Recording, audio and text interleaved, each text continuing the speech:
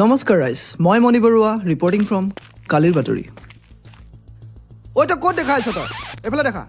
অ' তই কাক চাই পেলাই ৰেকৰ্ড কৰি আছ? এই মন্ত্ৰী ছাৰ গ'ল। তেন্তে ৰেকৰ্ড কৰা আকৌ যা।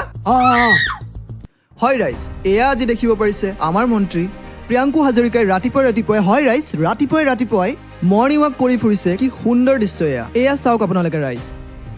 ৰাতিপুৱাই সূৰ্য নোলোৱাৰ আগৰ পৰাই তেওঁ মৰ্ণিং ৱাক কৰি ফুৰিছে। কি সুন্দৰ দৃশ্য এয়া। কোনে পায় আৰু। এয়া চাওক ৰাইজ, আজিৰ মন্ত্ৰী কিমান হেল্থ কনচিয়াছ। প্ৰত্যেকজন মন্ত্ৰী যদি এনেদৰে হ'ল হয়, অসমখন উন্নতি হোৱাৰ পৰা কোনেও ৰখাব নোৱাৰিলে হয়। হয় ৰাইজ, আজিলৈ বাতৰি ইমানেই। আপোনালোকে আমাৰ লগত জড়িত হৈ থাকিব। আকৌ আমি এদিন লগ পাম আন এটি খবৰ লৈ আন এটি জেগাত। তেতিয়ালৈকে চাই থাকক কালিৰ বাতৰি। ধন্যবাদ। নমস্কাৰ ৰাইজ, আজি আহিছোঁ আমি আন এটা জেগালৈ, আন এটা বাতৰিলৈ। অ' তই মুখত ভৰাই দিবি নেকি? অকণমান দূৰৰ পৰা চুট কৰ। হয় ৰাইজ, আজি আমি আহিছোঁ মন্ত্ৰী ছাৰৰ ঘৰলৈ তেওঁক সুধিবলৈ যে তেওঁক লৈ ওলোৱা বাতৰিবোৰ আচলতে সত্য নে অসত্য। আহকচোন অলপ ফূৰ্তি কৰোঁ। ছাৰ, আপোনাৰ বোলে বহুত সম্পত্তি আছে, মাটি বাৰী আছে, ইমান পইচাৰে আপুনি কি কৰে ছাৰ?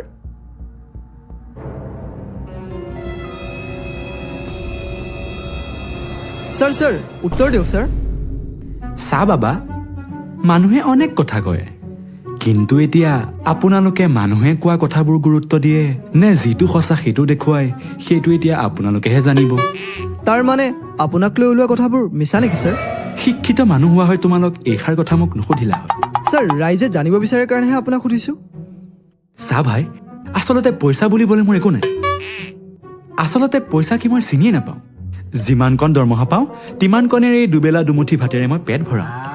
কিন্তু আপোনাৰ পত্নী মানে খুৰীৰ নামত বহুত বিজনেছ আছে, সম্পত্তি আছে, সেইটোক লৈ আপুনি কি ক'ব ছাৰ? আমাৰ এওঁ হৈছে এগৰাকী ইণ্ডিপেণ্ডেণ্ট উইমেন।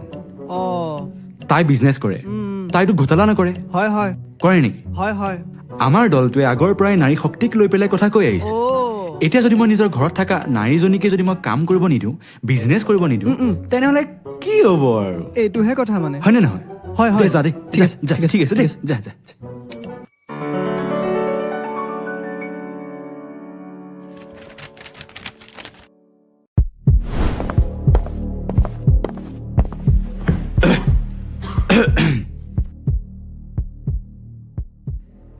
তুমি ননচেন্স নেকি?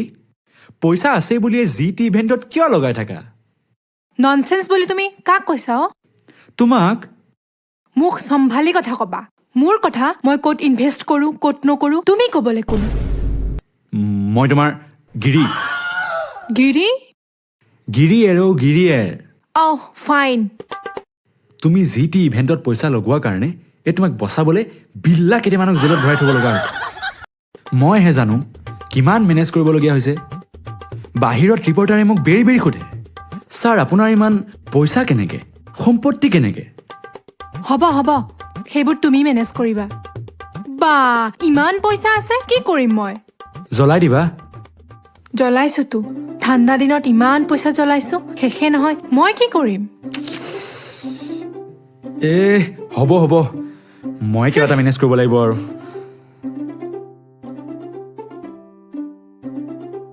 আজি ডিনাৰ এটা আছে, ওলাবা দেই। Okay baby.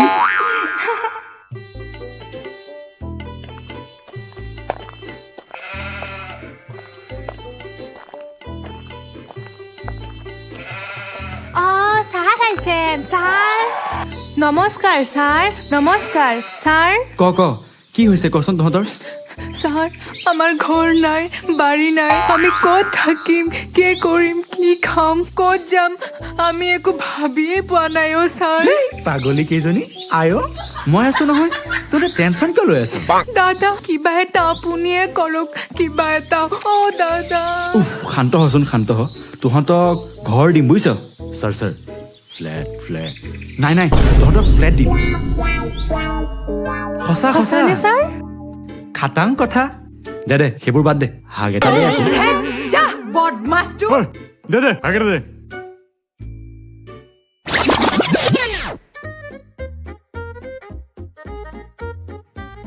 ভাইটি, ইমান যে বন গুটি আছে, হিষ্টৰিকেল চাইট নে কি এইবিলাক? কাটেন নাই মানুহে? হিষ্টৰিকেল চাইট নে কি এইবিলাক? কাটেন নাই মানুহ এইবিলাক?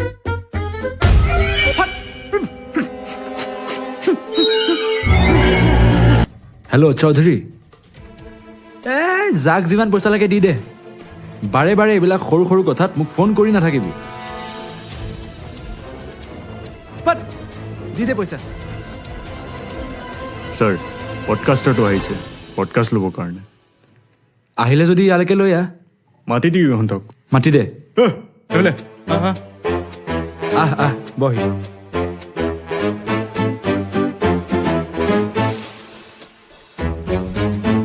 ছাৰ ঘৰখন বৰ ধুনীয়া বনাইছে খালি চকীকেইখনে কিবা আনকমন পালোঁ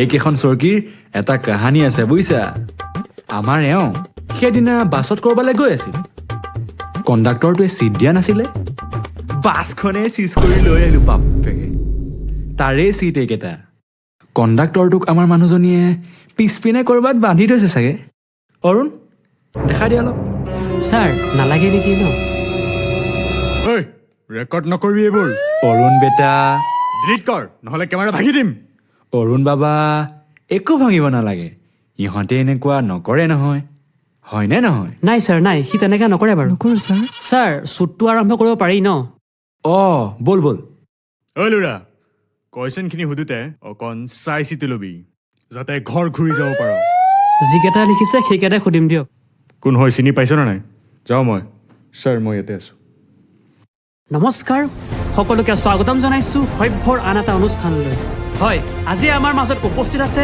এজন গুৰুত্বপূৰ্ণ ব্যক্তি তেওঁৰ নামেৰে যিমান জানে তাতকৈ অত্যাধিক তেওঁক খুৰা বুলি ক'লেহে চিনাক্ত হয় তেওঁ আমাৰ জনতাৰ মন্ত্ৰী প্ৰিয়াংকু হাজৰিকা ছাৰ নমস্কাৰ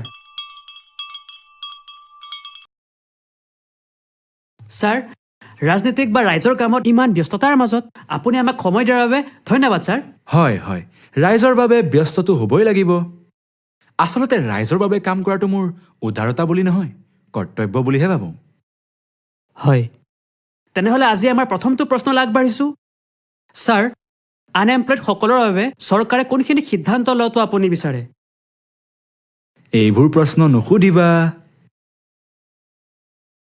অৰুণ ঐ তই বুজি পাইছনে নাই এইবিলাক কাট কৰি দিবি এইবিলাক প্ৰশ্ন তোক সুধিবলৈ মানা কৰিছিলোঁ নহয় হয়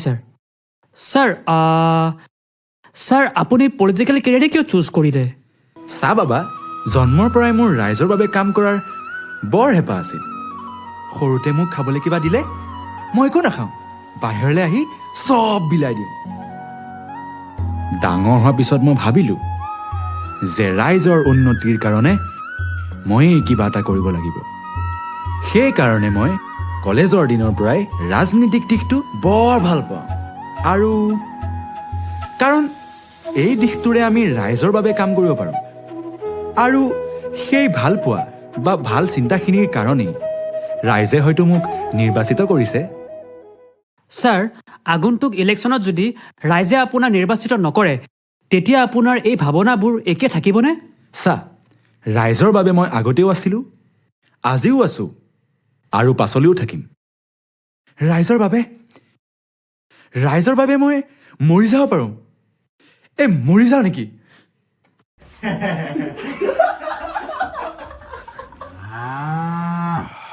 ছাৰ আপোনাক লৈ মানুহে বহুত কথা উলিয়াইছে যে আপোনাৰ আৰু আপোনাৰ ৱাইফৰ বহুত সম্পত্তি আছে ইয়াক লৈ আপুনি কি ক'ব বিচাৰে অৰুণ ঐ তোক লাগে নেকি মছলা তোক কেইবাৰ কম এইবিলাক প্ৰশ্ন নুশুনিবি পিল্লা নেকি তই মাৰি পেলাম কিন্তু ভাই ঐ তোৰ খালি মোৰ ঘনীৰ সম্পত্তি তাইৰ পইচা তাই চোৰ নেকি হা তাই চোৰ নেকি চৰি ছাৰ কি কৰিছে তাই চৰি তাই নিজেই কমাইছে তাই নিজেই বিজনেছ কৰে তোৰ কিবা খাইছে নেকি তাই ছাৰ আমি কাট কৰি দিম মানে একচুৱেলি ৰাইজে শুনিব বিচাৰাৰ কাৰণেহে আপোনাৰ প্ৰশ্নটো কৰিলোঁ ছাৰ চৰি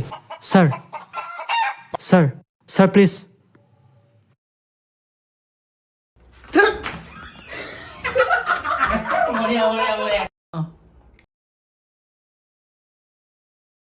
অৰুণ ভিডিঅ'টো তই পাৰ্চনেলি চাই চিতি আপলোড দিবি অ'কে ছাৰ হ'ব দিয়ক ছাৰ মই আপোনাক সুধিহে আপলোড দিম দিয়ক